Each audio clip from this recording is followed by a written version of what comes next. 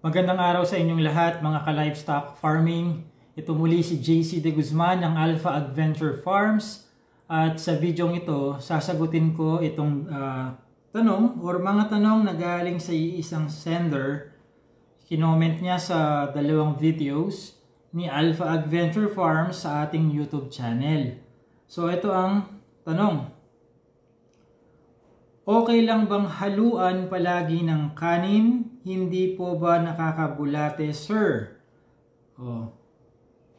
Tungkol sa pagpapakain ng manok itong tanong na ito. No? So tinatanong niya, ayos lang ba yun? Hindi ba magkakabulate ang manok kung papakainin ko siya ng cooked rice, lutong kanin? Ano? So ito pa yung isa ring galing sa kanya ito, itong tanong na to. Malakas kumain ang mga Rhode Island Red ko 3 months old pag may halong lutong bigas o lutong kanin. Tanong ko po ay hindi po ba nakakabulati ang sinaing, sir? Okay lang po bang haluan ng sinaing araw-araw? So yun ang tanong. So ano sa tingin ninyo, nakakabulati ba ang kanin? Maiba lang, ano? Still in connection to this. When I was a little boy, siguro before ako mag-elementary, pag sumasama ako sa nanay ko sa palengke, uso kasi nung bata ako, I don't know kung ginagawa pa ito ng mga tao, ano? Kapag napapadaan doon sa parte ng public market, wet market, na may mga bigasan, tabi-tabi yan di ba? Pag napapadaan doon, napansin ko, lahat ng dumadaan doon, kumukurot sa bigas, sabay kain, no? Parang ginagawang butong pakwan. So, sinabi ng nanay ko noon na huwag kong gagawin yon dahil, huwag kong gagayahin dahil baka magkabulati ako. No? So, ngayon ang tanong ay, kapag niluto mo ba, hindi ka na magkakabulate yung kanin. Ni-research ko kung tunay nga bang nakakabulate ang bigas. No? Hindi pa luto ito. No? So, maaaring mag-cause ng internal parasite sa tao at maging sa mga hayop ang bigas, no? Ganon din kapag niluto mo ito, no? Kahit na luto na ang bigas, kanin na ito, pwede itong mag-cause ng bulate sa ating mga alagang hayop, hindi lang sa manok, kung, no? If and only if pagkaluto ng bigas, no, naging kanin na, ay hindi maganda ang storage mo dito. Ibig sabihin, niluto mo nga, napakuluan nga, pero bagong napakain sa iyong mga alagang hayop, ay nakabukas pala yung takip, pumasok na yung mga ipis doon, mga butikik, at kung ano ng mga insekto, nag-iwan na sila ng mga bakterya nila doon, ayun, maaaring magdulot ito ng bulate. At baka hindi lang bulate, kundi pati sakit pa sa mga papakainin mong mga manok o iba pang klase ng hayop. Pero kung yung cooked rice lang, per se, pagkaluto ng rice, okay, mga tira-tira natin kanin, nung kagabi pa. As long as tama ang storage, ang pagkaka-store, nakatakip yan, hindi hinahayaang daan-daanan lang ng mga insekto, safe yan. Hindi yan magkokos ng bulati sa ating mga manok o iba pang klase ng hayop. So, another scenario kung kailan, magbibigay pa ako ng scenario kung kailan pwedeng magdulot ng internal parasite o sakit ang lutong kanin. Nakapagbigay na ako ng isa, no? Halimbawa, pag pinakain natin to sa mga manok kung saan hindi natin nilalagay doon sa kanilang feeder na malinis, inihahagis lang natin sa lupa. So, dahil inihahagis natin sa lupa, natural, didikit dyan kung anumang bakteryang meron doon sa nilandingan nila. At kapag na-ingest yan ng manok o ng anumang hayop, asahan mo, may ano yan, pwedeng mag-cause ng internal parasite. No? So, kapag magpapakain tayo, whether kanin man yan, or feeds, o kung ano pa man yan, tinadtad na gulay, mas maiging linisin muna yung kanilang feeders. Huwag sa lupa itatapon or ibubudbud dun sa feeder. Ngayon, kung may feeder tayo, we have to make sure na malinis ito. Dahil walang kwenta yung pagkakaroon ng feeder kung walang pinagkaiba sa dumi, yung lupa, at saka yung feeder mismo. Nag-feeder ka pa kung marumi din pala feeder mo, di ba? So, linisin muna yan. Sa Alpha Adventure Farms, sa tuwing umaga, kahit ano pa ang panahon, binabagyo man o hindi, hindi po pwedeng may exemption to the rule na kailangang masabon or sabunin lahat ng mga feeders at drinkers tuwing umaga at hindi sapat ang nasabunan ang mga ito. Dapat ay nailublob ito sa tubig na may disinfecting solution. Pwedeng bleach, pwedeng yung nabibiling pang disinfect sa mga vet store. So sabon at saka disinfection. Yun ang SOP namin dito sa Alpha Adventure Farms, no? Pati yung mga pinag-iinuman, pinagkainan ng mga ducks, kalapati, gansa, pabo, mga ruminants namin, tupa, kambing, baka, mga rabbit, mga yan. SOP yun. Hindi ginagawa lang yan, hindi ginagawa yun para sa mga manok lamang. So, ano pa bang mga ibang instances na pwedeng magdulot ng internal parasites or bulate ang lutong kanin o ang kanin? Ano pa ba?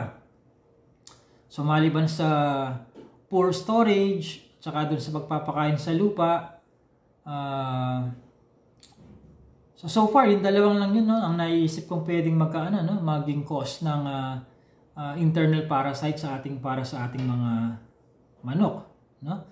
So yun ang mga dalawang obvious na pwedeng maging dahilan, no? Ngayon, isisingit ko na rin ano ba ang benepisyo ng kanin sa ating mga manok. Kasi sabi ni follower, ni subscriber, malakas daw kumain ang kanyang mga 3-month-old na Rhode Island Red kapag may halong kanin. Kahit anong hayop po yan, kahit tao pa yan, magmumukhang malakas kumain talaga siya sa ganong klase ng pagkain kung yun ang nakasanayan niya. Kung dun siya na no choice lang talaga. Halimbawa, nung ako'y bata pa, no choice talaga ako nung panahon yun dahil mas marami ang kanin kaysa sa ulam, anong gagawin mo? Magmumukha ka talagang malakas kumain ng kanin dahil mas kakaunti ang ulam kaysa sa kanin. So, okay, so pag nandun ka sa ganong sitwasyon, ang ibig ko lang sabihin ay hindi ko malakas kumain ng manok kapag may kanin. Hindi ibig sabihin not necessarily na yun ang tamang feeding program. For one, let's be reminded na ang nutritional benefit na makukuha ng kahit na sino, hayop man yan o tao, sa kanin ay yung mataas na level lang ng carbohydrates, source of energy. Mababa yan sa vitamins and minerals. Meron siyang ganoon pero mababa. Meron din siyang protein pero mababa. Hindi sasapat para doon sa protein levels na kailangang ma-intake ng kung anumang klase ng hayop ang pinapakain o pinag-uusapan natin. Pwede siyang gamitin supplement ang kanin, supplement or karagdagan doon sa iba pang mga ipinapakain natin na maaaring may kababaan din sa protina. Alam naman natin, pag hayop ang pinag-uusapan, protein ang pinakamahalaga sa lahat, no? Mas mahalaga ang protina kaysa sa calcium level, fiber level, phosphorus level, fat level ng kung anumang feed concentrate ang pinag-uusapan natin. Pero syempre, hindi naman ibig sabihin basta mataas ang protein, basta okay lang kahit sumadsad na below requirement yung ibang mga nutrition na binanggit ko kanina. No? I am just emphasizing na sa nutritive analysis ng mga feed concentrates, kung napansin nyo na, pag binuksan nyo yung feed, yung sako, yung nutritional analysis, yung breakdown, yung papel na yan, nauuna sa listahan ng protein. Tapos susunod yung fat, o kaya fiber, tapos calcium, phosphorus, tapos moisture percentage. Yun yung order of appearance nila. Laging number 1 si protein, crude protein. So mababa lang ang crude protein ng kanin. So, ipandagdag lang siya sa ibang mga ipinapakain pa, pero wag niyong gamitin siyang main diet. Kasi, magiging mukhang busog nga ang hayop. Manok yan, bibe, peking duck, pabo, gansa. Magiging busog siya kasi mapupuno yung butchi niya eh. No? Lalo't kung nakasanayan niya kasi no choice na lang talaga siya sa buhay niya. Ano? Yun ang ibinibigay eh. No? Pero yung protein na kailangan, hindi niya makukuha. So, magkakaroon tayo ng problema sa quality ng kanyang feathers, lalo na dun sa kanyang egg production. Alam naman natin, yung egg production, yung itlog, made up mostly ng protein. So, saan niya pipigain? Saan niya pipigain yung protein na kailangan niya for egg development? Kung salat na salat sa protein ang main diet niya. No? Nabanggit ko sa iba kong mga videos na nag-experiment na po ako. No? Pinag-experimentuhan ko na 3 years ago kung hanggang saang sagad na katipiran po pwede ang Rhode Island Red kung saan hindi babagsak ang kanyang egg productivity. That's one. Primarily, hindi babagsak ang kanyang egg productivity. Nung ginawa kong 50% commercial feeds, at yung natitirang 50% ay pinagsama-samang darak na lang yon, molasses at saka ng kung ano-anong mga tinatad na dahon-dahon or gulay na available na nakukuha sa palengke. Hindi man nga consistent yung klase ng gulay eh. In-experiment ko lang. Ang nangyari, hindi lang bumagsak ang egg productivity. Umabot pa sa puntong literal na wala akong napulot ni isang itlog. At ito pa, ang unang maiisip ng tao kapag nag-experiment na ganun ay ganito. Ay, ibalik ko na sa 100% commercial feeds. Feed concentrates, baka sakaling bukas, bumalik na sila doon sa malakas na egg productivity kung nasaan sila bago ako nag-experiment. Yun ang iniisip ng tao, no? So, ginawa ko nga yun.